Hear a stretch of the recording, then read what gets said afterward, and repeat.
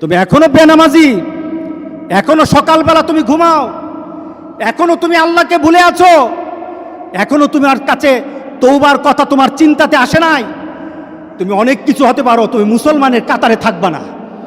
তুমি অনেক কিছু হতে পারো, তুমি ইসলামের কাতারে থাকবা না। যারা নামাজ পড়ো না, তুমি টের পাও না, মসজিদের দরজা তোমার জন্য বন্ধ হয়ে যাবে। তুমি মনে রেখে দিও, মসজিদের সাথে তোমার সম্পর্ক তোমার হয় নাই, তুমি জান্নাতের দরজাও তুমি খুলতে পারবা না। নামাজের ব্যাপারে আমাদের কোনো সহজতা নাই, কোনো কম্প্রোমাইজ নাই, কারোর সাথে আমার সম্পর্ক নাই। নামাজ আছে তো সম্পর্ক আছে, নামাজ নাই আল্লাহর সাথে তার সম্পর্ক নাই, আমার সাথে তার কোনো সম্পর্ক নাই। আপনি ঘোষণা দেন, পরিবেশ সুন্দর হয়ে যাবে, তওবা কবুল হবে, আল্লাহ আমাদেরকে রক্ষা করবেন, আল্লাহ আমাদেরকে রক্ষা করবেন ইনশাআল্লাহ। আল্লাহর কাছে তওবা করে করে কাঁদি, মাবুদ আমাদেরকে তুমি এই গজব থেকে বাঁচাও, আমাদের গজব থেকে বাঁচাও। আল্লাহ যেন সবাইকে হেফাজত করে, আল্লাহ যেন সবাইকে হেফাজত করে। নামাজ যারা পড়ে না, ঘাড় ধরে ধরে তাদেরকে আনেন। কেন নামাজ পড়বা না? তুমি মুসলমান, এই মুহূর্তে তুমি আমরা এক কাতারে দাঁড়াই। এটা যদি আপনার সন্তান হয়, ধরেন নামাজ পড়তে আসো। মুহাম্মদ সাল্লাল্লাহু আলাইহি সাল্লামের কথা কঠিন ছিল নামাজের ব্যাপারে। রাসূল সাল্লাল্লাহু আলাইহি সাল্লাম বলেছেন, তোমার সন্তান 7 নামাজ শিখাও, তোমার সন্তান 10 নামাজ না পড়লে তারে পিটাও। কে বলেছেন? কে বলেছেন? রাসূল বলেছেন। তাহলে রাসূল কঠিন হলেন না? নামাজের ব্যাপারে কঠিন না? নামাজের ব্যাপারে আমরা কখনো সহজ হব না। সুতরাং আমার রাসূলের কথা হলো, তওবা তো তখন পর্যন্ত। আমার আল্লাহ বলেছেন, লাইসাতিত তাওবাতু লিল্লাযিনা ইয়ামালুনা সাইয়্যাত। একটা মানুষ পাপ করার পর সে তওবাটাকে লেন্দি করে, তওবাটাকে সে দূরে সরিয়ে দেয়, মনে করে এখন না আরো পরে তওবা করব, শালি পরে করতে থাকে, তার জন্য তওবা নাই। হাত্তা ইদা হাদরা আহাদাহুমুল মাউত, যখন মৃত্যুর দুয়ারে চলে যায়, যখন সে কোয়ারেন্টাইনে চলে যায়, যখন সে আইসিইউতে যায়, তখন বললে ইন্নী তুবতুল আন, এখন তওবা করতেছি। আল্লাহ বলেন, এটা আমার কাছে তওবা না। যারা এইভাবে তওবা করে তাদের তওবা, আল্লাহ বলেন লাইসাতিত তওবা, এটা তওবা নয়, এই তওবা আমি কবুল করি না। রাসূল সাল্লাল্লাহু আলাইহি সাল্লাম বলেছেন, মা লাম ইয়াতাগারগির, যখন গড়গড় আরম্ভ হয়ে যাবে তখন আর তওবা কারো কবুল করা হবে না। গোটা পৃথিবীর মধ্যে কিন্তু গড়গড়ার পর্যায়ে চলে আসছে। এখনই আমাদেরকে ফিরে আসতে হবে, আপনাদেরকে একটা সুন্দর পরিবেশে চলতে হবে। যেটা বলা হয়েছে, আমাদের হাত পা মুখ এগুলি সবসময় আমরা ধোবো, আমরা একটু পরপর হাতগুলি ধোবো। আমরা যখন হাত ধুইতে যাব, আমরা হাত ধোবো না, আমরা উজু করে নেব, ঠিক না? আমরা কি করে নেব? উজু করে নেব। মোমেন কখনো কি থাকে না, নাপাক অবস্থায় থাকে না। কারণ আল্লাহ বলেছেন, যারা মুতাতাহিরিন, যারা পবিত্র থাকে, আল্লাহ বলেন আমি তারে ভালোবাসি, আমি তারে ভালোবাসি, আমি তারে ভালোবাসি। আল্লাহ আকবার। সুতরাং আমরা কি করব? হাত মুখ সবসময় ধোব। এখন ধোয়াটা হবে আমাদের উজু। বাথরুম থেকে আসলেন উজু করবেন, যখন খাওয়া দাওয়াতে বসবেন হাত ভালো করে ধোবেন। আপনি নামাজ পড়বেন, 5 ওয়াক্ত নামাজ 5 বার আপনার জন্য উজু। আপনি যখন কোরআন তেলাওয়াত করবেন তখন উজু। আপনি চিন্তা করলেন এখন আমি একটু ইবাদত করবেন, উজু করে নেন।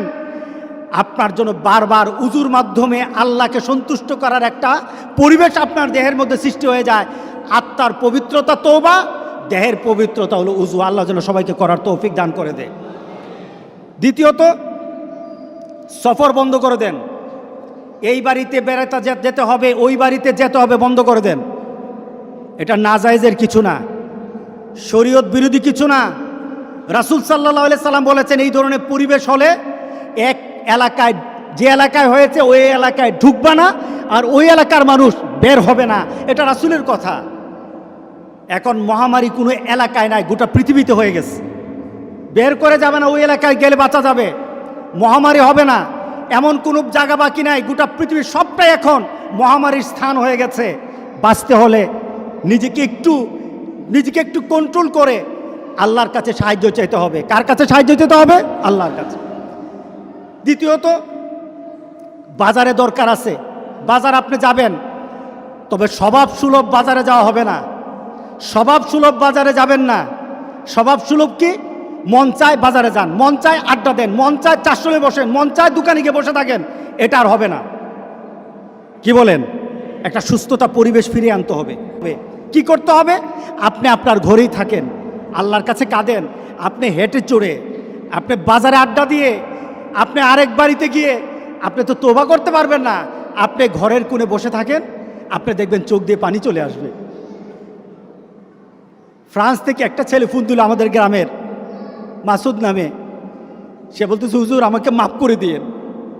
বাহির থেকে যতগুলি ফোন আসতেছে শুধু মাপ চায়। আমি বললাম, তোমরাও আমাকে মাফ করে দিও, আমাদেরকে মাফ করে দিও।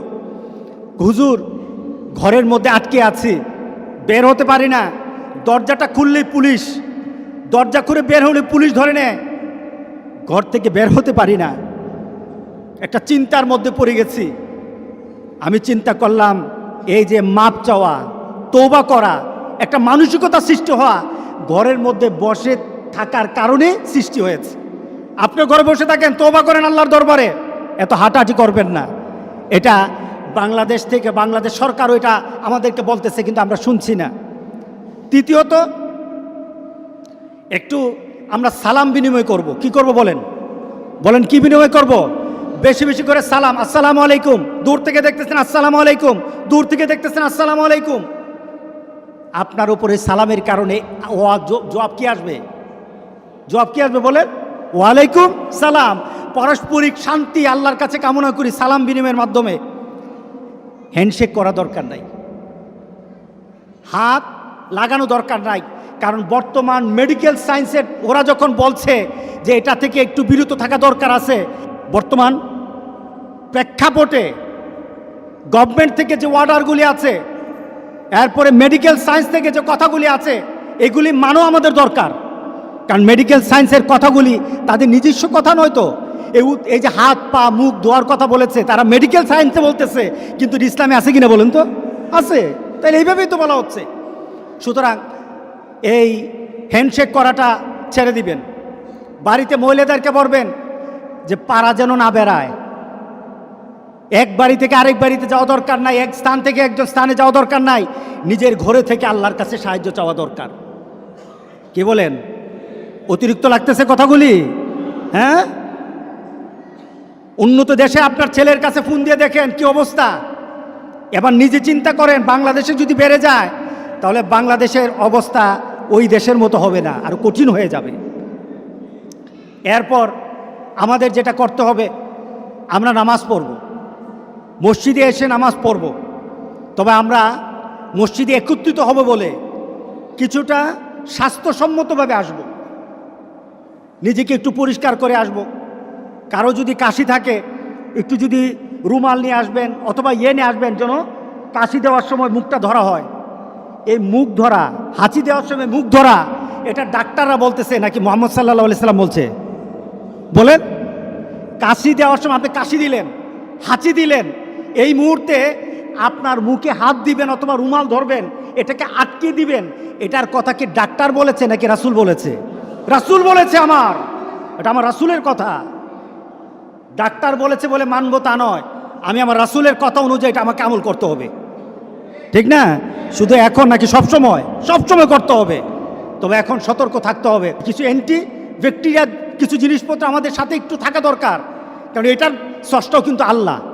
এটা সিস্টেম আল্লাহ এভাবে দিয়েছেন, এভাবে আমাদেরকে হাত ধুতে হবে। মানে কি? হাতের পয়জন, হাতের মধ্যে যত ব্যাকটেরিয়া আছে সেটা দূর করে দেবো, এরপরে খাবো।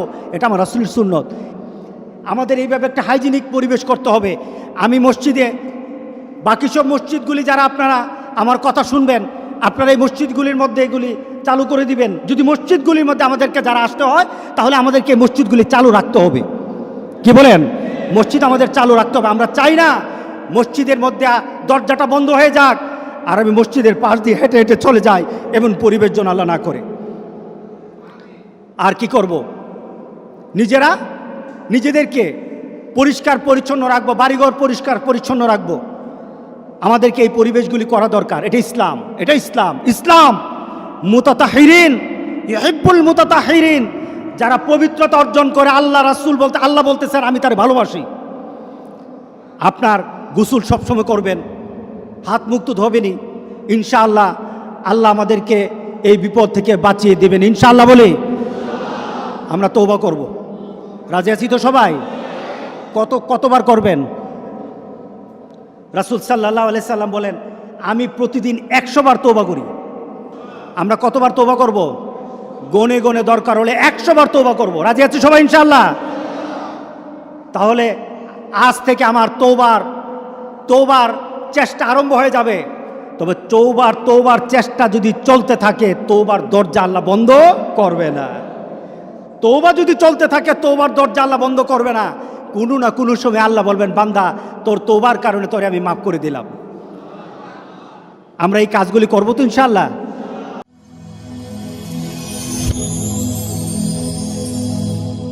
Rose TV 24. Enjoy by listening to the Holy Quran.